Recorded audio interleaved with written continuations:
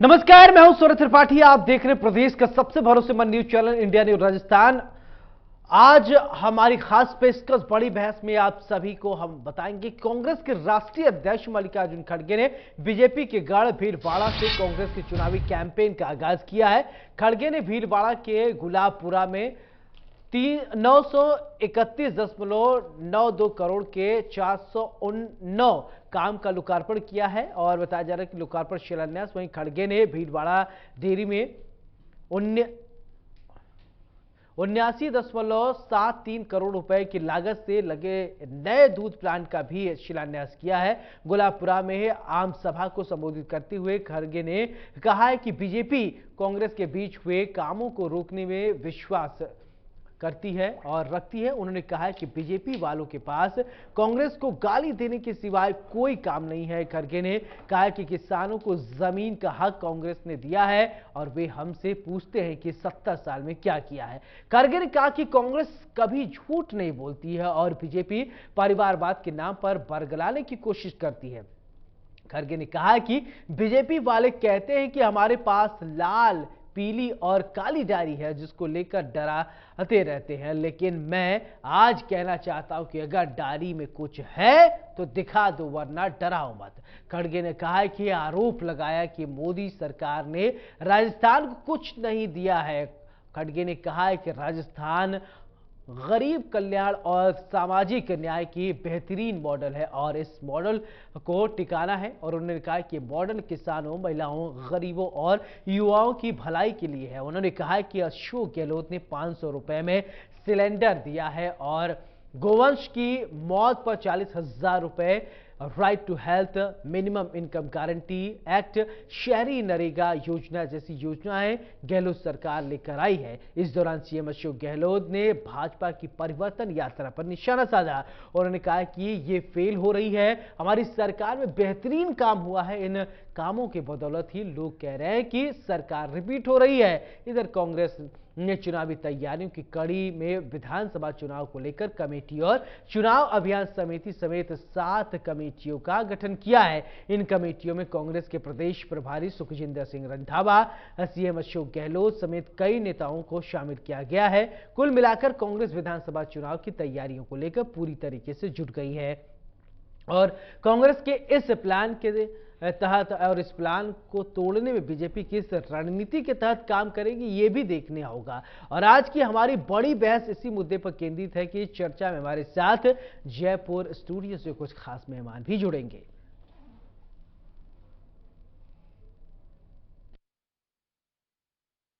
ये जो मोदी सरकार ने आई, उन्होंने किसानों के विरुद्ध में 3 काले कानून लाए। 3 काले कानून लाए और किसान दिल्ली के बॉर्डर पर लाखों से हिसाब से बैठे लोग वहां उपवास बैठे और 750 किसान उसमें मर गए। और उतना ही नहीं, जो किसान वहां थे, एक मिनिस्टर का बेटा अपने जीप से पीछे हटाकर कुचल दिया, लेकिन वो मंत्री जिसका बेटा किया, वो मंत्री अभी भी सरकार में है। ये देखिए, दूसरे अगर कुछ काम करते हैं, छोटा मोटा गलती होती है तो बार बार बोलते हैं। अरे भाई, किसान को मारने वाले 750 किसान इस आंदोलन में मर गए। महीनों से आंदोलन चला, तुम किसान के तरफ नहीं देखे और हमेशा बात करते थे किसान की आमदनी 2 गुना करूंगा। ये कहे या नहीं कहे? 2 गुना किसान की आमदनी मैं करूंगा, ऐसा उन्होंने कहा।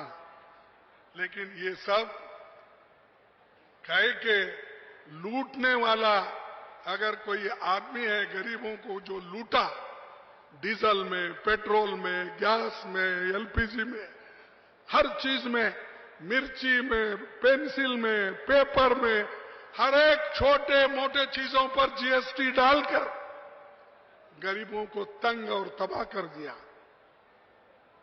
अब ऐसी काम करने के बाद भी हमको डराने की कोशिश करते हैं। मेरे पास वो है, मेरे पास लाल डायरी है, मेरे पास पीली डायरी है, काली डायरी है, क्या क्या की बोलते हैं। अरे रख लो भाई, तुम्हारे डायरियां तुम्हारे पास रख लो, अगर कुछ है तो दिखा दो, हम लड़ेंगे कोर्ट में क्या है तो, या लोगों को भी सच बताएंगे। डराने की कोशिश मत करो। राहुल गांधी ने इसीलिए बोला है कि डरो मत, डर गए तो मर गए। आप अगर डर जाते हो तो मर गए। आप हिम्मत से एक होकर सभी लोग आज के नेतृत्व को एक होकर, कलेक्टिव लीडरशिप, ये किसी एक का नहीं, कांग्रेस में हमेशा ये रहता है सब मिलकर लड़ते हैं लेकिन एक ही कैप्टन होता है। आज तो काम जो हो रहा है, जो चीफ मिनिस्टर के नेतृत्व में वो हो रहा है, उसके लिए हम सभी लोग मदद करना चाहिए और लोगों को ये बताना चाहिए कि कांग्रेस की सरकार फिर से आती है, सब सुखी और समृद्ध बनते हैं। और मोदी सरकार राजस्थान को कुछ नहीं दे रही। यहां राजस्थान की सरकार 21 लाख किसानों का 16,000 करोड़ रुपए माफ कर दिया। माफ कर दिया नहीं?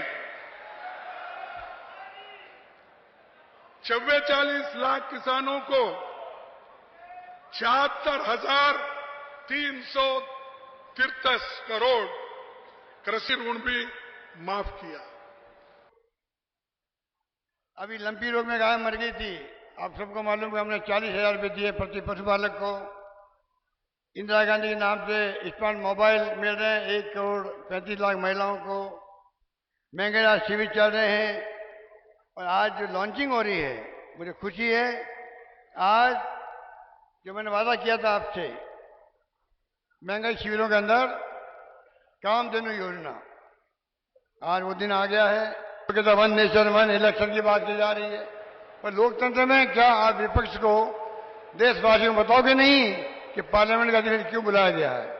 आप सोच सकते हैं। इसलिए हम कहते हैं लोकतंत्र खतरे में है, संविधान की धज्जियां उड़ रही है, इनकम टैक्स, ईडी, सीबीआई का दुरुपयोग हो रहा है, जुडिशरी में दबाव है। ये हालात देश के बन चुके हैं। आप सोच सकते हैं, इंडिया नाम का गठबंधन बनने से ही प्रधानमंत्री मोदी जी हो, एनडीए गवर्नमेंट हो, आरएसएस हो, बीजेपी हो, सबकी चूल्हे हिल गई है। हालात ये बन गए हैं, किस प्रकार के रिएक्शन दे रहे हैं प्रधानमंत्री जी, किस प्रकार के कोस रहे हैं विपक्षी पार्टियों को, विपक्षी पार्टियों के ऊपर आरोप लगाते हैं। आप सोच सकते हो कि प्रधानमंत्री अगर विपक्ष का गठबंधन बनना है, तकलीफ उनको क्यों हो रही है? आप समझ सकते हैं क्यों हो रही है। इसलिए आज मजबूत गठबंधन बन चुका है। खड़गे साहब, जिस प्रकार सोनिया गांधी जी अध्यक्ष बनी थी 2098 के अंदर, तब 15-17 राज्यों में सरकारें बन गई थी, कांग्रेस की बन गई थी। अब खड़गे साहब बने हैं, शुरुआत हो चुकी है। इनके अध्यक्ष बनने के बाद में हिमाचल हम जीते हैं, इनके अध्यक्ष बनने के बाद में कर्नाटक जीते हैं। अब बारी है आपकी, राजस्थान, मध्य प्रदेश, छत्तीसगढ़ हम जीते चुनाव। उसके बाद लगातार सच्चाई हमारे पक्ष में है, जीत हमारे पक्ष में है। आप देखेंगे ये चारों ओर हमें मुकाबला करना है बीजेपी। तो राजस्थान में कांग्रेस पूरी तरीके से अब चुनावी मूड में आ गई है। हमारे साथ प्रियदर्शी भटनागर नेता कांग्रेस हैं, बहुत बहुत स्वागत है।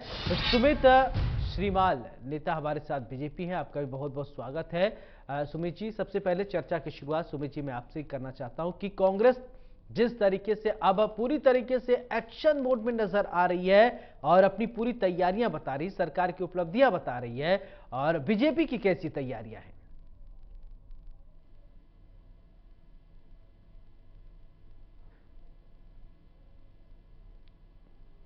सुमित जी।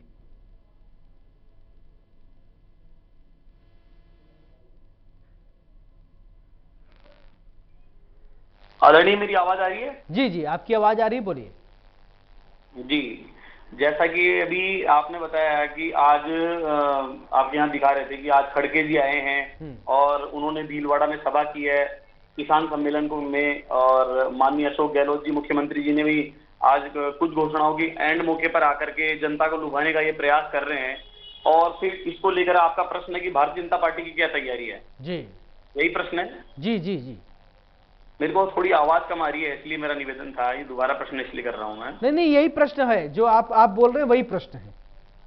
जी, सबसे पहले तो मैं ये कहना चाहूंगा कि भारतीय जनता पार्टी की तैयारियां पिछले जब से लगभग 4.5 वर्षों से ही तैयारियां चल रही है संगठन के साथ में, और माननीय प्रदेश अध्यक्ष जी और सभी लोग साथ में संगठित होकर, और सभी की तैयारियां लगभग चल रही है।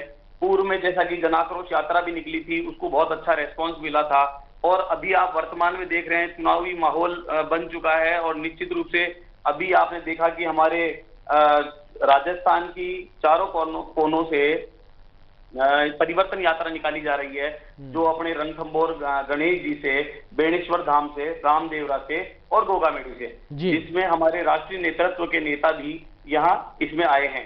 तो आप देखिए कि बिल्कुल जो लगभग सभी संपूर्ण 200 विधानसभा क्षेत्रों को ये कवर करेगी, और इस परिवर्तन यात्रा के दौरान कहीं किसी प्रकार की सभी नेता एकजुट हैं जो पूर्व में भी थे, और अच्छा रेस्पॉन्स मिल रहा है, और अभी चुनाव समितियों का गठन भी हुआ है।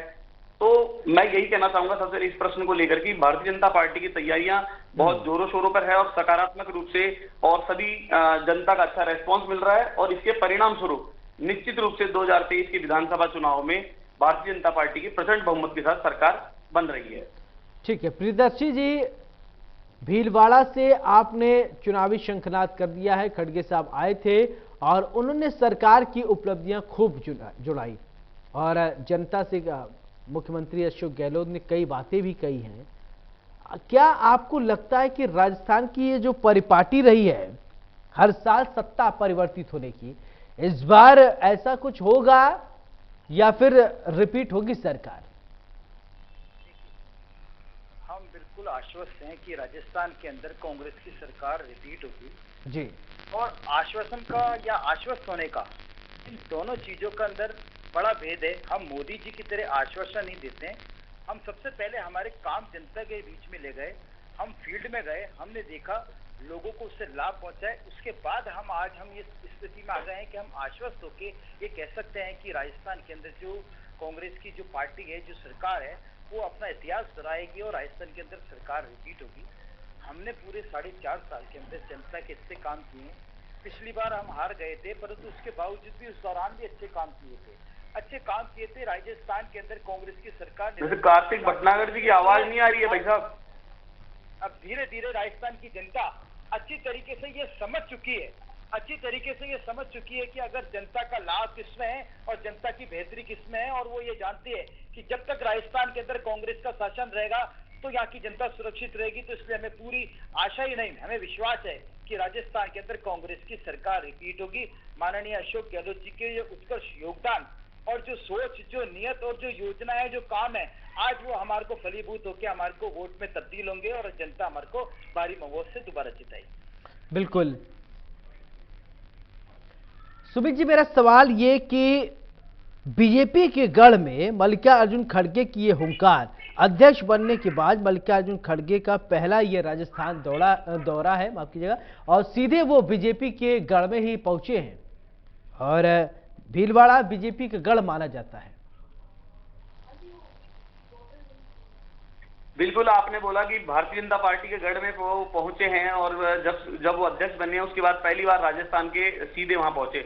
लेकिन मैं ये कहना चाहूंगा कि गढ़ में सिर्फ इनको राष्ट्रीय नेतृत्व जो इनका है, खड़गे जी को लाने से कोई प्रभाव नहीं पड़ने वाला। वो गढ़ भारतीय जनता पार्टी का था और है और निश्चित रूप से रहेगा। आप देखिए वहां आते ही उनको वही लाल डायरी का डर लग रहा था, आते ही लाल डायरी पर उन्होंने बोलना शुरू कर दिया। लाल डायरी में क्या था, आपके मंत्री जी तो लाए हैं वो लाल डायरी, जो बोल रहे थे कि लाल डायरी से डराते हैं बीजेपी वाले, वो ऐसा कह रहे थे। लेकिन मेरा निवेदन ये है कि लाल डायरी से भारतीय जनता पार्टी वाले नहीं डरा रहे, वो आपके ही मंत्री डरा रहे हैं लाल डायरी को लेकर के। और निश्चित रूप से उन्होंने भ्रष्टाचार के लाल डायरी क्या है, ये लाल डायरी क्या है, कलर आप थोड़ा समझाएंगे क्या दर्शकों को? मैं यही कहना चाह रहा हूं आदरणीय कि लाल डायरी में राजस्थान सरकार, कांग्रेस सरकार की भ्रष्टाचार की परतें, जो 4.5 सालों में इन्होंने गजब का भ्रष्टाचार किया है, वो इनके मंत्री जी ही आरोप लगा रहे हैं, ना कि भारतीय जनता पार्टी द्वारा, ना कि किसी अपने विपक्ष द्वारा। आप देखिए खड़गे जी बोल रहे हैं कि लाल डायरी से डरा रहे हैं, काली डायरी से तो अभी ये लाल डायरी के एक आध दो पन्ना मिले क्या आप लोगों को? कोई पन्ना पाए हो तो, अगर पाए हो तो बताएं दर्शकों को, उस पन्ने में कुछ लिखा है कि सिर्फ लाल डायरी, कवर ही लाल डायरी है, ठीक कुछ पन्ना उन्ना मिला है आप लोगों को? इनके मंत्री जी ने उजागर किया था ना, बिल्कुल जनता के सामने बिल्कुल उजागर किया था। और अगर ऐसा उसमें कुछ भी नहीं होता तो मंत्री जी की बर्खास्तगी क्यों होती? इनको अगर किसी प्रकार का डर नहीं होता तो इस प्रकार का विषय उठता नहीं है। कोई भी व्यक्ति जहां धुआं उठती, निश्चित रूप से आग लगी है कुछ ना कुछ, अच्छा, उसको दबाने का प्रयास किया जा रहा है। और जहां वो कहते हैं चोर की दाढ़ी में तिनका, आज आते ही ये विषय शुरू हो गया लाल डायरी। निश्चित रूप से उसके अंदर राजस्थान सरकार की भ्रष्टाचार के काले कारनामे निश्चित रूप से हैं और वो जल्दी उजागर होंगे। 2 पन्ने उन्होंने दिए भी थे। ये बोल रहे हैं हम सब मिलकर लड़ते हैं, कैप्टन हमारा एक है। लेकिन आप 4.5 वर्षों से देखिए, सिर्फ बोलने से थोड़ी होता है। पिछले 4.5 वर्षों से अशोक गहलोत जी और सचिन पायलट जी कुर्सी के लिए आपस में लड़ते रह रहे हैं और ये बोल रहे हैं हमारा कैप्टन एक है। ये कैसे हो सकता है? हाँ, निश्चित रूप से मिलकर के लड़ते हैं। ये पूरे 5 साल तक आपस में ही तो लड़ते रहेंगे जी। ये कह रहे हैं भाजपा डराती है। अब ये भाजपा डरा नहीं रही, इनको 2023 के विधानसभा चुनाव के परिणामों से डर लग रहा है निश्चित रूप से। क्योंकि जनता द्वारा जबरदस्त परिवर्तन यात्रा को लेकर समर्थन जो दिया जा रहा है, उसको लेकर के ये डर गए हैं। नेतृत्व ये सीएम का बताते हैं। नेतृत्व की बात करिए आप, लास्ट टाइम 2018 के विधानसभा चुनाव में किसको नेतृत्व दिया था? किसकी वजह से कांग्रेस सरकार में सत्ता में आए? सचिन पायलट को लेकर के। और चले ठीक है, ये तो ठीक है, ये आरोप है, ठीक है आप लगा रहे हैं जो ठीक है। खड़गे साहब ने किसानों युवाओं को साधने की पूरी कोशिश की है और क्या आपको लगता है कि इस बार जो है कांग्रेस के साथ रहेगी जो है युवा शक्ति, किसान रहेंगे? किसान बिल्कुल भी नहीं रहेंगे। इसलिए नहीं रहेंगे कि परिणाम स्वरूप पिछले पूर्व में इन्होंने कहा था 1 2 3 4 5 10 तक की गिनती करेंगे और किसानों का कर्जा माफ हो जाएगा। आप देखिए, लेकिन वो 10 गिनती तो बहुत दूर, पिछले 4.5-5 वर्ष होने को आए, कितने किसानों ने आत्महत्या कर ली? चले ठीक है, आप खुद ही बताइए ना। ठीक है ठीक है। प्रियदर्शी जी देखिए, आपको किसान विरोधी बता दे रहे हैं। सुमित जी कह रहे हैं कि आपने कहा था कि किसानों की कर्ज माफ करेंगे, नहीं होगा। लेकिन एक बार फिर से मल्लिकार्जुन खड़गे साहब ने किसानों और युवाओं को साधने की पूरी कोशिश की है, तो एक बार तो आप पर वादा खिलाफी का आरोप लगाया जा रहा है विपक्ष की तरफ से, दूसरी तरफ फिर वही एजेंडा आपका सेम है। जी देखिए, सबसे पहली चीज जो ये किसान वर्ग की बात है, तो सच्चा कौन है झूठा कौन है, इसको साबित करने का सबसे बड़ा अच्छा उदाहरण है कि किसान क्या कहते हैं। आज आप देख लीजिए, पूरे देश के किसान भारतीय जनता पार्टी के खिलाफ हैं। आज मोदी जी ने डरकर बैक फुट पर आकर काय को किसानों की मांगे मान ली थी? क्यों बैक फुट पर आए थे ये? अगर ये इतने सच्चे थे तो अपनी बात पड़े रहते। दूसरी चीज, जहां आत्महत्या की बात कर रहे हैं, तो मैं कहता हूं पूरी विश्व के अंदर ऐसी कोई पार्टी नहीं होगी भारतीय जनता पार्टी के अलावा जिसने सबसे ज्यादा नरसंहार किया होगा। आप देख लीजिए, 750 के किसानों की तो मौत हुई किसान आंदोलन में। उसके अलावा आप देख लीजिए, नोटबंदी के अंदर एटीएम के बाहर लाइन लगाते लगाते कितने लोगों की मौत हुई। कोरोना कुप्रबंधन के अंदर गंगा से तो कोई ये दरकिनार करते हैं क्योंकि ये चाहते हैं कि ये जो चीज जनता को दिखाएंगे वही जनता देखे, परंतु अब जनता अच्छी तरीके से समझ चुकी है कि भारतीय जनता पार्टी के ढकोसले में और जुमलेबाजी में नहीं आना है। और आज जो माहौल तैयार है, आप देख लीजिए दिन प्रतिदिन भारतीय जनता पार्टी की जो प्रतिक्रिया है उससे उनकी बौखलाहट साफ पता चल रही है। आज आप देख लीजिए, इन्होंने एक विशेष सत्र बुला लिया, विशेष सत्र का एजेंडा है वो नहीं बताते हैं, विशेष सत्र बुला रहे हैं ये नहीं बताते हैं। उसके अलावा आप देख लीजिए, इनको बुलाते हैं कि अविश्वास प्रस्ताव लाते हैं कि आप मणिपुर पे बोलो, परंतु जब तक विपक्ष वॉकआउट नहीं करता तब तक बोलते नहीं है। जब वो चले जाते हैं तो खाली कुर्सियों को भाषण देते हैं। या अब ये बड़े उछल उछल के कह रहे हैं कि हमारी परिवर्तन यात्रा चारों दिशाओं से निकल रही है। इनसे पूछो कि तुम्हारे मोदी जी और जितनी यात्रा इन्होंने राजस्थान में निकाली है उसमें खुद मोदी जी ने खाली कुर्सियां देखी नहीं देखी, इनके नेताओं को लताड़ लगाई नहीं लगाई। इसी कारण इन्होंने डरकर कहा था कि हम हमारी पहली लिस्ट जारी कर देंगे, हमारे प्रत्याशियों की लिस्ट जारी कर देंगे। परंतु पता है कि अगर एक लिस्ट भी 10 जनों की भी जारी कर दी ना तो भारतीय जनता पार्टी के अंदर 15-20 लोगों के अलावा कोई नहीं दिखेगा, तो डर के लिस्ट रोक ली, क्योंकि परिवर्तन यात्रा में चाहते हैं कि लोग आ जाए। लेकिन बीजेपी तो कह रही है कि परिवर्तन यात्रा से कांग्रेस डरी हुई है। डर रहे हैं क्या सर? ऐसा है सर उसका तो आपको माननीय है अशोक गहलोत जी ने बता दिया, हम तो स्वागत करते हैं। आप ऐसे है ना, परिवर्तन यात्रा 4 दिशा से क्यों 40 दिशाओं से निकालो ताकि आपकी असलियत जनता के बीच में आ जाए। अभी तक आपने जितनी भी जन आक्रोश यात्रा निकाली ना उसमें अच्छी तरीके से आपको पता चल गया कि जनता में कितना आक्रोश है आपके प्रति। और अब हम चाहते हैं ये परिवर्तन यात्रा जो निकाल रहे हैं ना, ये हमारा प्रचार कर रहे हैं, ये खुद का प्रचार नहीं कर रहे हैं। भारतीय जनता पार्टी कांग्रेस की योजनाओं का प्रचार कर रही है और ये परिवर्तन आने वाला है, बिल्कुल आने वाला है, इस समय परिवर्तन आने वाला है। अच्छा, राहुल गांधी ने भी भारत जोड़ो यात्रा निकाली थी और उसका फायदा हुआ क्या आपको? बिल्कुल, आप देख लीजिए ना, सिर्फ फर्क सोच का पड़ता है। आज देख लीजिए, आप भारत जोड़ो यात्रा निकाली, आज यही भारत नाम लेकर आज ये ढोल पीट रहे हैं, भारत भारत भारत। भारत जोड़ो यात्रा से आपको फायदा होगा, लेकिन परिवर्तन यात्रा से बीजेपी को फायदा नहीं होगा। देखिए उसका कारण ये है, उसका कारण मैं आपको बताऊं, दोनों पार्टी का जो कार्यकाल रहा है, इनका मोदी जी का जो कार्यकाल रहा है 9 साल का, इनके पास में आप 6 घंटे इनसे डिबेट कर लीजिए, इनके पास में कांग्रेस पार्टी को, कांग्रेस नेताओं को गाली देने के लिए अलावा कुछ नहीं है। इनका खुद का विजन नहीं बता पाएंगे, खुद की सोच नहीं बता पाएंगे, ना तो राष्ट्रीय स्तर पर ना ही प्रदेश स्तर पर ये एक भी मुद्दा लेकर आ पाए। प्रदेश स्तर की बात नहीं हो रही, प्रदेश स्तर की बात हो रही, तो बात कर लेते। सुमित जी से पूछ लेते। सुमित जी, अपना विजन बता दीजिए, इनको अभी विजन जानना चाहते हैं बीजेपी की, ये विजन नहीं प्रियदर्शी यही समझना चाहते, थोड़ा विजन अपना क्लियर कीजिए।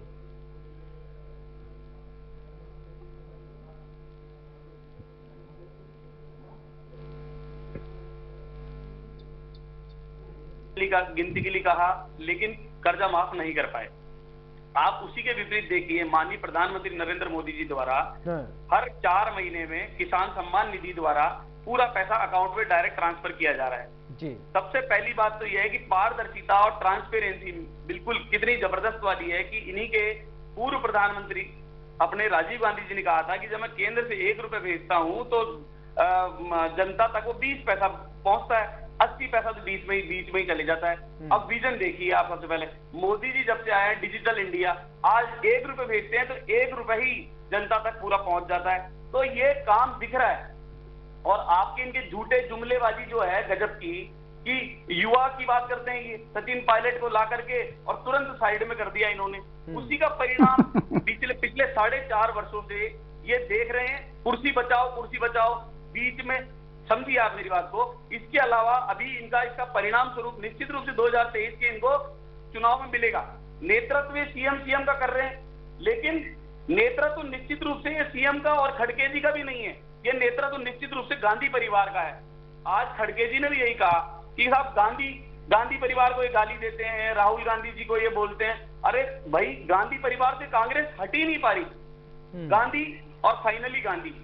अभी हमारे प्रवक्ता जी ने इन्होंने कहा कि आपके प्रधानमंत्री, आदरणीय आपके प्रधानमंत्री नहीं है क्या? वो लोकतांत्रिक देश है, ये हमारे सभी के प्रधानमंत्री हैं। वो जब राजीव गांधी प्रधानमंत्री थे तो वो भी सभी के प्रधानमंत्री थे, और आदरणीय नरेंद्र मोदी जी प्रधानमंत्री हैं तो वो भी सभी के प्रधानमंत्री हैं। ऐसा नहीं बोलना चाहिए आपको। राजस्थान का विजन आप जो सुनना चाह रहे हैं मैं बताता हूं, बिल्कुल भ्रष्टाचार मुक्त। अभी जो भ्रष्टाचार के आकंठ में डूबी हुई सरकार है कांग्रेस की। आप कह रहे हैं कि मणिपुर का मामला, राजस्थान को देखा है कि आपने नहीं देखा? अभी हमारी डिबेट जो बात चल रही है, जिसपे वार्तालाप है, राजस्थान पे बात करी है। आप देखिए, एक बच्ची को बलात्कार करके भट्टी में भून दिया जाता है, जब मुख्यमंत्री जी ने कोई बड़ा फैसला नहीं लिया। और अभी जब चुनाव का माहौल आया, एंड मौके पर उस महिला के साथ निवस्त्र करके पूरे गांव में घुमाया गया, तो मुख्यमंत्री जी तुरंत पहुंचे वहां पे, क्योंकि चुनाव का माहौल था, डर था आंदोलन करने का, भाजपा द्वारा डर था ना, तो तुरंत गए और उसके घर पे भी नहीं पहुंचे। इनकी वीआईपी स्टाइल देखिए आप, गेस्ट हाउस में पहुंचते हैं और उसको तुरंत 10 लाख रुपए दे करके और नौकरी देके आ जाते हैं। ऐसा निश्चित रूप से इस वजह से हो रहा है कि यहाँ की कानून व्यवस्थाओं की धज्जियां उड़ चुकी है। अगर कानून व्यवस्था अगर बढ़िया होगी तो निश्चित रूप से ऐसे परिणाम होंगे नहीं। महिला अत्याचार में नंबर 1, तुष्टीकरण में नंबर 1, पेपर लीक में नंबर 1। क्यों हुआ ऐसा बॉस? आप बोल रहे विजन ये चाहते हैं जहां पर किसी प्रकार का कोई तुष्टीकरण नहीं हो, जहां पर किसी प्रकार का कोई बलात्कार के इस प्रकार के मामले नहीं हो, पेपर लीक नहीं हो, इस प्रकार का हम शांतिपूर्ण राज्य चाहते हैं। ऐसा कांग्रेस वाला जो राज्य जो उन्होंने बना दिया है 4.5 वर्षों में, ऐसा कतई कोई जनता भी नहीं चाहती, भारतीय जनता पार्टी नहीं, आम जनता भी नहीं चाहती है कि ऐसा हो। आप देखिए, रामनवमी पर डीजे को बंद कर देते हैं ये जी। आप देखिए, कावड़ लेके जाते हैं तो उसमें बैन कर देते हैं ये। अरे कौन सी तुष्टीकरण की राजनीति कर रहे हैं ये? इसका परिणाम मैं आपको निश्चित रूप से बोल रहा हूं, 2023 में तो मिलेगा ही मिलेगा, और 2024 में तो 1000% भारतीय जनता पार्टी की सरकार बन रही है। चाहे ये INDI लेकर के आ जाए या कुछ भी लेकर के आ जाए, इतना भी बड़ा गठबंधन कर लो, विजय कृष्ण की होनी है। चलिए ठीक है, चाहे आप कितना बड़ा आप गठबंधन कर लो, विजय तो बीजेपी की होनी है। प्रियदर्शी जी क्या कहेंगे आप? देखिए, मैं मेरे आदरणीय भारतीय जनता पार्टी के मित्र की आपको बात थोड़ा सा याद दिला दूं। आपने इनसे पूछा था कि आप भारतीय जनता पार्टी का विजन बताइए, ठीक है? ये हमारे को हमारी कमी बताने लग गए कि आपकी ये कमी है, ये आरोप के अलावा इनके पास में है क्या? हम ये चाहते हैं, हम चाहते हैं, ये एक अलग बात होती है। चाहते आप कुछ भी हो, परंतु आप लोगों को दे क्या सकते हो, इसके बारे में ये बता पाए क्या? इन्हों का एक भी वर्जन आया कि हम ये देना चाहते हैं, भारतीय जनता पार्टी जनता को ये देगी, ये नहीं कहेंगे। उसके अलावा आज ये बातों बातों में बोल गए डिजिटल इंडिया, ऐसे इंडिया शाइनिंग भी आया था, परंतु आज ये इंडिया कहां चला गया डर के कारण? डर किसको है आज ये डर किसका है? ये इंडिया शब्द का चला गया, अब ये भारत पर आ गए, परंतु इनको पता नहीं है। यही भारत जोड़ो यात्रा जा निकली थी देश से, उसके परिणाम इन्होंने देख लिए हिमाचल के अंदर, कर्नाटक के अंदर, अभी आप देख लेना राजस्थान के अंदर, छत्तीसगढ़ के अंदर, और दोबारा से भारत जोड़ो यात्रा निकलेगी तब आप देख लेना 24 में इनका क्या हालत होने वाली है। उसके अलावा कल हम हमारी वो बनाएंगे, हमारा जन्मदिन बनाएंगे भारत जोड़ो यात्रा का। उस जन्मदिन में के बाद से आप देख लेना पूरे इसके देश का और राजस्थान का क्या है, पूरे जनता का कैसा उत्साह है, परंतु इस चीज से इनको मतलब नहीं है। ये सिर्फ बात करते हैं, चाहे आप इनको जितना भी समय दे लीजिए, भारतीय जनता पार्टी सिर्फ कांग्रेस को क्रिटिसाइज करने के अलावा कुछ नहीं बोल सकती है। बोलती है 70 सालों में आपने ये किया, 70 साल ये में बात किया, ठीक है, आप ये नहीं बता सकते। आज का हमारा जो डिबेट का टॉपिक है उस पर बात करते हैं। मल्लिकार्जुन खड़गे ने, मैं बता रहा हूं ना, बीजेपी के गढ़ को ही क्यों चुना, कांग्रेस के गढ़ को क्यों नहीं चुना? क्या आप मानते हैं कि बीजेपी के गढ़ में क्या आप शक्ति प्रदर्शन करना चाहते हैं या देखना चाहते हैं? कहते हैं ना, चावल का एक दाना जो है टटोल लीजिए, पता चल जाता है कि चावल पक गया है कि नहीं। आप ये देख लेना चाहते हैं कि माहौल है कि नहीं कांग्रेस के फेवर में, ऐसा है क्या? देखिए, ऐसा तो है नहीं कि माननीय मुख्यमंत्री जी या कोई भी राष्ट्रीय नेतृत्व या कांग्रेस का नेता भीलवाड़ा पहली बार गया 4.5 साल के अंदर, या 4.5 साल के अंदर कांग्रेस की योजनाएं नहीं आई हैं। कांग्रेस की योजनाएं आई हैं, हमें आत्मविश्वास इसी का है कि हमारे जो काम है वो बोलेंगे। सारे बड़े नेता आएंगे, बड़े बड़े नेताओं से हमारी मंशा जनता के बीच में और अच्छी तरीके से क्लियर होती है, परंतु जो हम कांग्रेस पार्टी की विचारधारा है और जो सबसे बड़ी चीज है, जो हमारे काम है, वो जनता के बीच में 4.5 साल से पहुंच चुके हैं। इसलिए हम मजबूत हैं। जहां कहीं हम हारे थे वहां पर भी रिपेयर हुआ है, वहां पर भी हम जीतेंगे और हम पहले से अधिक सीट लाएंगे और हमारा इतिहास बनाएंगे। और पूरे देश के अंदर और राजस्थान के अंदर ये एक इतिहास बनेगा कि राजस्थान के अंदर कांग्रेस दोबारा रिपीट होगी। ये बड़ी पार्टी टूटेगी कि एक बार बीजेपी, एक बार कांग्रेस, एक बार कांग्रेस, एक बार बीजेपी। इस बार पहले भी कांग्रेस, इस बार रीति भी बदलेगा, रिवाज भी बदलेगा। 2030 का जो विजन, 2030 का जो विजन माननीय अशोक गहलोत जी ने लिया है, उस विजन को सुमित जी, करेंगे। इस बार राजस्थान में रीति भी बदल जाएगी, रिवाज भी बदल जाएगी, क्योंकि राजस्थान की रीति और रिवाज यही रही है कि हर 5 साल में सरकार परिवर्तित हो जाती है, सत्ता परिवर्तित हो जाती है। लेकिन कांग्रेस का ये कहना है कि इस बार हमने काम जो किए हैं, विकास के काम हमने जो किए हैं, उसके आधार पर हम दोबारा सरकार बना लेंगे। बिल्कुल आदरणीय भाई साहब, जैसा इन्होंने कहा कि अभी रीति परिवर्तित जो परिवर्तन वाला माहौल था वो केंद्र में भी पूर्व में रहा था और वो खत्म हो गया है। भारतीय जनता पार्टी की इस बार जहां भी सरकार आ रही है वहां परिवर्तन हमेशा हमेशा के लिए वो खत्म हो रहा है। उत्तर प्रदेश में देखिए लगातार 2 बार, लोकसभा में देखिए पूरे देश में 2 बार लगातार, और तीसरी बार प्रचंड बहुमत के साथ भारतीय जनता पार्टी सरकार बना रही है। और ये कह रहे हैं कि राजस्थान में बार बार, हर बार एक बार कांग्रेस एक बार बीजेपी। लास्ट टाइम भी जब अपना ये लास्ट टाइम चुनाव था 2018 वाला, सिर्फ 0.49 वोट कम मिले थे भारतीय जनता पार्टी को। लेकिन इस बार भारतीय जनता पार्टी की प्रचंड बहुमत के साथ सरकार बन रही है और निश्चित रूप से बन रही है। ये बोल रहे हैं कि हम योजनाएं ला रहे हैं जनता के लिए और लोक लुभावन जो बातें कर रहे हैं। खड़गे जी ने भी कहा कि हमने किसानों को जमीन मालिक बनाया, लेकिन मैं ये कह रहा हूं कि वो किसान विरोधी सरकार, ये किसान विरोधी सरकार है। कैसे 10 तक की गिनती बोल रहे थे और किसान कर्जा माफ नहीं किया, आत्महत्याएं कर ली। अरे वो आत्महत्याओं वालों के वहां पे लोगों से मिले थे क्या? ये आप देखिए, ये बीजेपी के, अभी आपने बोला बीजेपी के गढ़ में गए, ये बीजेपी गढ़ में जाके निश्चित रूप से आपने कहा ना कि बानगी देख करके सिर्फ देखना चाह रहे थे, लेकिन संख्या बता रही थी कि स्थिति क्या है। आप मान के चलिए, ये बोल रहे हैं कि भारत, ये इंडिया से डर रहे हैं, तो इन्होंने भारत जोड़ो यात्रा, इंडिया जोड़ो यात्रा क्यों नहीं करी? इंडिया जोड़ो यात्रा करनी चाहिए थी। तो एक तरफ तो क्या है, डबल बात करते हैं ये कि भारत जोड़ो यात्रा करते हैं और नाम तो आप पैदा कर रहे हो श्रीमान, हमारे लिए तो सब बराबर। भारत और इंडिया में क्या दिक्कत आ रही है? भारत जो है अंग्रेजी में इंडिया कहते हैं, हिंदी में भारत कह रहे हैं, ये तो बहुत पहले चला आ रहा है, ये आज तो है नहीं। भारत हमारे सनातन संस्कृति, हमारे पूर्वज राजा भरत भगवान श्री राम के छोटे भाई से उससे बना था। इंडिया शब्द आपको मालूम है।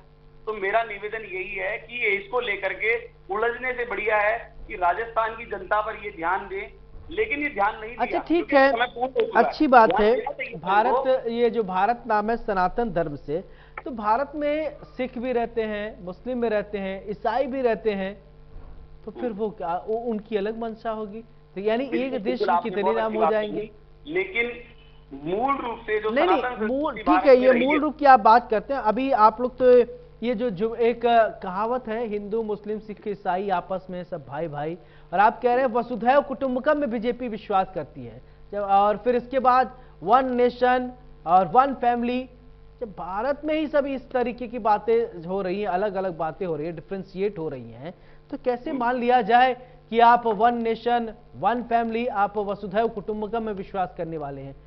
बिल्कुल, वसुदेव कुटुंबकम में बिल्कुल भारतीय जनता पार्टी विश्वास करती है, सनातन संस्कृति में, जैसा आप बोल रहे हैं। हाँ। लेकिन मेरा निवेदन है कि बिल्कुल वसुदेव शब्दों से सिर्फ हिंदू मुस्लिम सिख ईसाई सभी को समानता का अधिकार है। शब्दों से सिर्फ शब्दों से सिर्फ विश्वास करती है भारतीय जनता पार्टी। मैं बताता हूं उसका, आपको लॉजिकली बता रहा हूं आदरणीय कि ये बोलते हैं कि योजनाओं का पहला अधिकार, इन्होंने कहा कि अल्पसंख्यकों का है, बिल्कुल कहा था। और माननीय प्रधानमंत्री जी मोदी जी और भारतीय जनता पार्टी बोलती है कि योजनाओं का पहला अधिकार गरीब का है। अब वो गरीब चाहे वो अल्पसंख्यक हो, चाहे वो हिंदू हो, चाहे वो सिख हो, लेकिन इन्होंने बढ़ावा कराया इस बात को। तो और आप देखिए हमारा गुजरात मॉडल, गुजरात में जितनी प्रचंड बहुमत के साथ जो सीटें मिली है, आपको लगता है कि सिर्फ हिंदू वोटरों से इतनी सीटें जीती जा सकती है? और माइनॉरिटी के व्यक्ति ने भी उनको टिकट वोट दिया है अच्छी तरीके से, और इसी वजह से परिणाम स्वरूप ये परिणाम हमको देखने मिले हैं। अब वोट क्यों करेगा जनता? वोट जब करती है जब उनके लिए अच्छे कार्य किए जाते हैं, योजनाओ का लाभ मिलता है। तो भारतीय जनता पार्टी ने कभी दुबाव की भावना करी नहीं ना, दुबाव तो निश्चित रूप से कांग्रेस कर रही है। अच्छा सुमित जी, एक छोटा सा सवाल ही और बता दीजिए इसका जवाब, फिर इसके बाद हम प्रियदर्शी के पास में जाऊंगा। कब भारत में हिंदू मुसलमान से उठकर कब राजनीति होगी? कब इससे हम परे हो जाएंगे? कब हम सिर्फ सभी भारतीय हैं, सभी हमारे हैं, जात पात मजहब संप्रदाय से हम कब ऊपर उठेंगे? क्या हम इसी के मकड़ जाल में जिंदगी भर फंसे रहेंगे, आने वाले 100 साल तक और इसी के मकड़ जाल में फंसे रहेंगे, और सिर्फ वोट बैंक के लिए? मैं आपको 2 शब्दों में से यही बोलना चाहूंगा कि अभी मैंने आपको बताया कि इसके मकड़ जाल में कांग्रेस फंसी हुई है बहुत, क्योंकि शुरू से ये क्या बोल रहे हैं, पहला अधिकार अल्पसंख्यकों का है। हम बोल रहे हैं कि पहला अधिकार गरीबों का है। अब आप बताइए गरीब की क्या परिभाषा है बॉस? वो जाति देखती है गरीब? जाति में वो कोई भी व्यक्ति, जाति समूह समाज का हो सकता है गरीब व्यक्ति, अमीर व्यक्ति किसी का भी हो सकता है, लेकिन इन्होंने अल्पसंख्यकों को मतलब प्रलोभन दे करके और मूर्ख बनाने का प्रयास किया है भारतीय जनता, इन्होंने हमेशा कांग्रेसियों ने। भारतीय जनता पार्टी, चलिए प्रियदर्शी जी, अब जवाब देंगे क्या अल्पसंख्यकों को लेकर? आप जवाब देंगे क्या? जी, सबसे पहली चीज तो भारतीय जनता पार्टी की जो मातृत्व संस्था है आरएसएस, वो क्या विचारधारा है, उसकी 1925 में जब गठन हुआ था उसके बाद से लेकर लगातार इनके नेता आज तक क्या बोलते आ रहे हैं, हिंदू राष्ट्र हिंदू राष्ट्र हिंदू राष्ट्र। दोगली बातें, दोहरी बात करते हैं। ये कब बोल दिया कि योजना है ना माइनॉरिटी के लिए पहले हैं? ये तो कुछ भी बोल सकते हैं, ये तो हमारे लिए तो कुछ भी बोल सकते हैं, इनको अधिकार है, ये तो कुछ भी बोल सकते हैं, क्योंकि आज को इनको इनमें एक्सपर्ट है, इनको सर्टिफिकेट मिला हुआ है कि अपने बारे में कुछ ही नहीं बताते, सिर्फ सामने वाले के बारे में बताते रहते हैं, ये वो है, ये सर्टिफिकेट देते रहते हैं। किसने बोल दिया योजना है? अगर माइनॉरिटी की कोई योजना है तो वो माइनॉरिटी पे लागू होगी, जो जनरल योजना है वो जनरल पे लागू होगी। ये अपने मनगढ़ंत बातें कर रहे हैं, ये मनगढ़ंत बातें कर रहे हैं। और जहां तक जातवाद की बात करते हैं तो आप देख लीजिए, उसका सबसे बड़ा रिजल्ट तो आप देख लीजिए भारतीय जनता पार्टी आपके सामने कि एक आप देख लिए कि आधी जिंदा, मुझे ऐसा ज्यादा क्या बोला, आधा जिंदा व्यक्ति की स्थिति में है कि आप देख लीजिए जैसे ही आज आप इनका राम मंदिर वाला मुद्दा खत्म हो गया तो इनके पास में पूरे देश से मुद्दा ही खत्म हो गया। अब ये मुद्दा क्रिएट करने के लिए पूरे देश में घूम रहे हैं, यात्राएं निकाल रहे हैं, किसी तरीके से कुछ हाथ में लग जाए, परंतु इनके हाथ में कुछ लग ही नहीं रहा है। अब उसके अलावा ये इस चीज का कभी भी जवाब नहीं दे सकते हैं कि जब चुनाव आते हैं क्यों दंगे होने लगते हैं, जैसे ही चुनाव खत्म हो जाते हैं दंगे होना बंद हो जाते हैं। अभी भी आप देख लीजिए कि नूह के अंदर जो दंगा चालू हुआ, चलो राजस्थान में तो माननीय अशोक गहलोत जी का शासन है, वो आग यहां तक तो आ नहीं पाई, बाकी ये आप कोशिश तो पूरी होती है कि किसी तरीके से इनका बेसिक मुद्दा यही है। परंतु अब जनता अच्छी तरीके से समझ गई है, चाहे वो हिंदू हो, चाहे मुसलमान हो, चाहे सिख हो, चाहे ईसाई हो, चाहे कोई भी हो, कि उन्होंने देख लिया है कि उनका और देश का विकास किसमें है। इस बात से हमें ऊपर उठना है, परंतु ये चाहते हैं। उसके अलावा आप देख लीजिए इनकी पृष्ठभूमि में भी आप झांक लीजिए, इनकी पृष्ठभूमि में आप क्या भूल जाते हैं, जितने दंगे हुए हैं उसमें भारतीय जनता पार्टी के लोग क्यों इन्वॉल्व होते हैं, उनके नियुक्ति पत्र क्यों ना मीडिया पे वायरल होते हैं, भारतीय जनता पार्टी के लोग क्यों आते हैं, कांग्रेस के तो नहीं आते। चाहे अजमेर का दरगाह बम ब्लास्ट हो, चाहे जयपुर बम ब्लास्ट हो, चाहे कुछ भी हो, चाहे भरी हो गए हो, चाहे कुछ भी हो, नामजद ये क्यों होते हैं? इसका इनके पास में जवाब है। उंगलियां हमारे पे उठाते हैं क्योंकि इन पे का क्या है, झूठ बोलने की डिग्री लेकर आए अलग से। इनके कार्यालय में एक अलग से ट्रेनिंग होती है जिसके अंदर एक सर्टिफिकेट दिया जाता है कि कौन ज्यादा अच्छी तरीके से झूठ बोल सकता है। जी सुमित जी, इन्होंने बताया, देखो दिल की बात कभी मुंह पे जवाब पे आ ही जाती है, ऐसा कहा जाता है। अभी इन्होंने बोला इनका राम मंदिर, अब बताइए किसने बोला? अभी इन भाई साहब ने बोला इनका। ठेकेदार तो आप ही बन रहे हो ना, ठेकेदार तो आप बन रहे हो ना। अभी तो आप कह दोगे, अभी तो आप भी कह दोगे कि मैं हिंदू नहीं हूँ, ये तो आप अपना अधिकार ले लोगे, आप हिंदुस्तानी नहीं हूं मैं, ये क्योंकि आपको ट्रेनिंग अलग से दी जाती है, बरगलाने की ट्रेनिंग आपको रखी अलग से दी जाती है।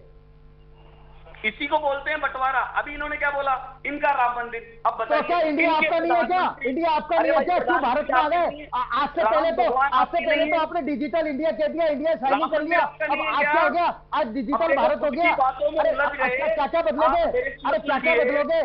मोदी जी जिंदा रहते मोदी जी जिंदा रहते एयरपोर्ट का नाम अपने नाम पे करवा रहे हैं, स्टेडियम का नाम अपने नाम पे करवा रहे हैं। आप मेरे प्रश्न का जवाब दीजिए कि 1947 में धर्म के आधार पर देश का बंटवारा किसने किया था? राम मंदिर के ताले किसने खुलवाए थे? कांग्रेस ने खुलवाए थे। किया था देश का धर्म के आधार पर बंटवारा?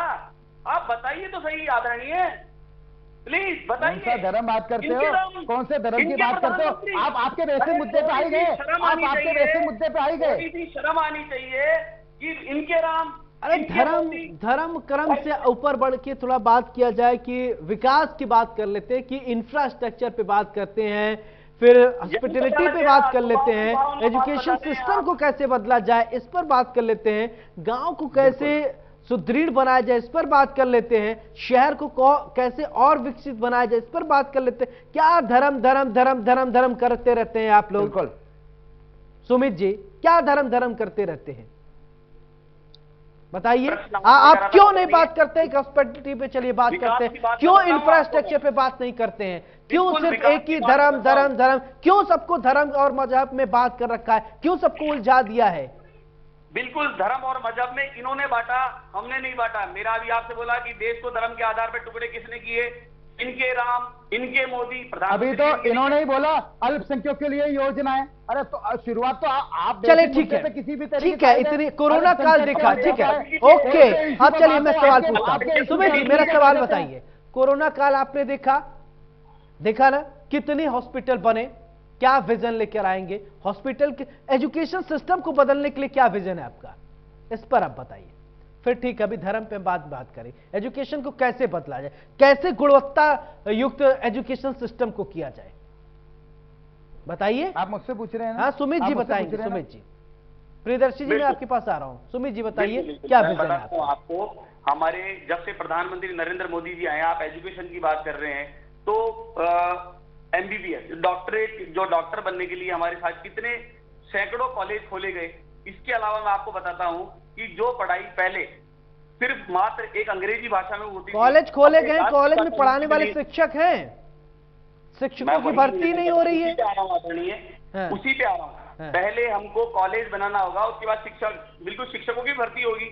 और कब आप होगी? देखिए, जो व्यक्ति अंग्रेजी भाषा को पढ़ने से थोड़ा सा कतराता था, आज हिंदी भाषा को लेकर के भी डॉक्टरेट किया जा सकता है, और कर ही रहे हैं। मैं ये अच्छा निवेदन ठीक है, करना चाह रहा हूं, मान उनका लीजिए उद्देश्य- कोई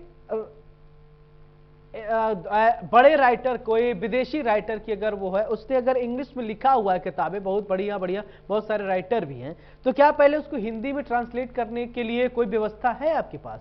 सब कुछ आपने हिंदी में तो कर दिया, व्यवस्थाएं हैं? मैं यही कहना चाह रहा हूं, मैं आपको जानकारी देते हुए बताता हूं। अभी पिछले वर्ष की बात है, इसको ट्रांसलेशन करने की व्यवस्थाएं बिल्कुल जारी है।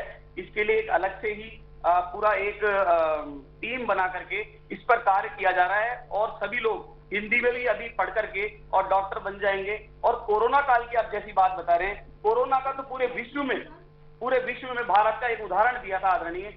इसको तो किसी से पूछने की जरूरत ही नहीं है, मैं एक्सप्लेन करूंगा।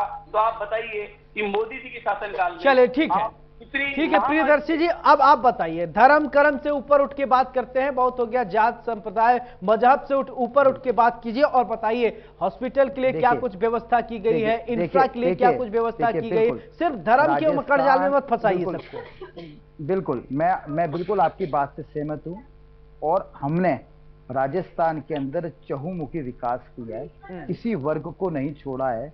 आज आप देख लीजिए, राजस्थान ही एक पहला स्टेट है जिसके अंदर स्वास्थ्य की गारंटी को लेकर आए। आज ही राजस्थान एक ऐसा देश है जिसके अंदर आपको निःशुल्क चिकित्सा मिल रही है, जिसके अंदर आम आदमी के साथ साथ पशुओं के लिए भी आरोग्य चिकित्सा सुविधा है, जिसके अंदर आप ना सिर्फ व्यक्ति, अगर आप कोई किसान है, आपका पशु भी है, तो आपको निःशुल्क चिकित्सा मिलेगी। चिकित्सा के साथ साथ में आप देख लीजिए, आपकी सारी जांचें हो रही हैं। उसके अलावा कोई वर्ग ऐसा नहीं है जिसको सामने रखकर पॉजिटिव वे में निर्माण की दृष्टि से, उत्थान की दृष्टि से काम नहीं किया गया है। आज आप बता दीजिए, कोई भी वर्ग ऐसा नहीं है। और अगर हम तो ये कहते हैं कि अगर आप हमारे को बताइए तो सही, माननीय अशोक गहलोत जी ने कहा, आप मांगते मांगते थक जाओगे, मैं देते देते नहीं थकूंगा, आप मांगिए तो सही। अच्छा ठीक है प्रियदर्शी जी, ठीक है, आप सकार, आज आप देख लीजिए, आपका क्या विजन है, आप क्या सोचते हैं कि एजुकेशन सिस्टम में क्या बदलाव की जरूरत है? पानी लेकर आएगा, एजुकेशन सिस्टम में क्या बदलाव की जरूरत है? देखिए, एजुकेशन सिस्टम के अंदर आप देख लीजिए, माननीय अशोक गहलोत जी ने आते ही सबसे पहले एक बेसिक चीज देखी थी कि आज जैसे जैसे देश विकास की ओर जा रहा है, और जो बदलते आयाम है, बदलते आयामों को देखते हुए पहले इंग्लिश का उतना महत्व नहीं था, अब अंग्रेजी का भी एक महत्व है। लोग अपने बच्चों को ज्यादातर अंग्रेजी स्कूल में पढ़ाना चाहते हैं, और उसमें आपाधापी होती है, महंगी फीस है। तो उसको देखते हुए बिल्कुल सकारात्मक नजरिए से माननीय अशोक गहलोत जी ने इंग्लिश मीडियम स्कूल खोले, Mahatma Gandhi English medium school खोले, उसके अंदर अब स्टाफ भी आ रहा है, बिल्डिंग। चलिए, स्कूल बहुत खोले हैं, और कोटा के भी कोटा भी थोड़ा ध्यान में रखिएगा। कोटा में इस समय बहुत ज्यादा जो है कोटा है, बिल्कुल आज आत्महत्याएं बहुत ज्यादा हो रही, कोचिंग वहाँ मंडी नहीं, वहाँ व्यापार चल रहा है। होंगे जिन्होंने इस चीज के ऊपर बड़ी संवेदनशीलता के साथ में कोचिंग सेंटर्स, और कोटा के अंदर जितने कोचिंग सेंटर्स है सबके साथ मीटिंग करी, और प्रशासन के साथ में मीटिंग करी कि आज स्टूडेंट पढ़ने आता है, वो किस स्थिति के अंदर आज सुसाइड करने का मजबूर हो रहा है। उसके बाद जर्नली प्रशासन से, आम जनता से, सबकी राय से ये बात आई कि तनाव भी इसके अंदर एक मुख्य कारण हो सकता है। तनाव के भी कई कारण हो सकते हैं, अपने भविष्य को लेकर भी चिंतित हो सकता है व्यक्ति, प्रेशर से भी हो सकता है, प्रेशर से मुक्ति दिलाने के लिए प्रयास किए गए, उसके अलावा कई सुरक्षात्मक अच्छा कार्यक्रम ठीक है,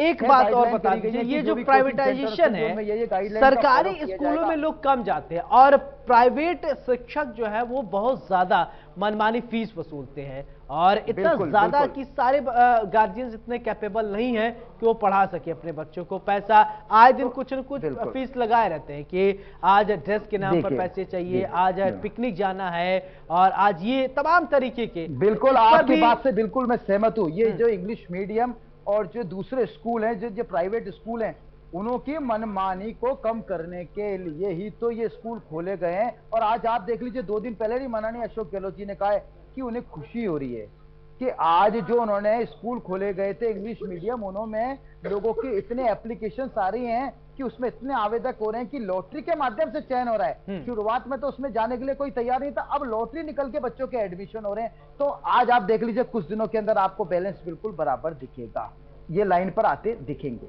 निजी स्कूल।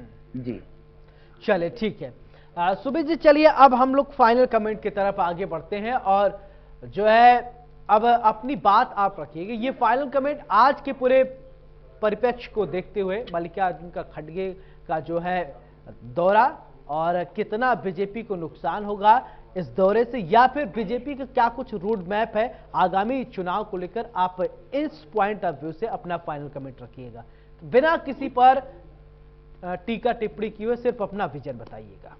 बिल्कुल आदरणीय, पहले मैं 1-2 प्रश्न करना चाहूंगा। जैसा इन्होंने बोला कि इनकी चिरंजीवी योजना, अपने जयपुर शहर के कई अस्पताल हैं, जहां मैं जयपुर की लोकल में इसलिए मैं यहीं रहता हूं, मेरे को मालूम है कई अस्पतालों में वो कवर नहीं। हमारी चिरंजीवी योजना आपकी नहीं है क्या? इसके अलावा अभी आपका भारतीय जनता पार्टी ने ये लिख के दे दिया क्या, ये सार्वजनिक रूप से ये कह दिया क्या इसमें कोई नहीं? अब प्रियदर्शी जी बोलने दीजिए, आपका योजना मतलब आप जो लेकर आए हैं ये इस पॉइंट ऑफ व्यू से आप लीजिए। इन्होंने सिर्फ नाम बदलने का कार्य किया है। हमारी भामाशाह योजना भी उसी के अंतर्गत कार्य कर रही थी, लेकिन सिर्फ नाम बदलने से कोई बात नहीं।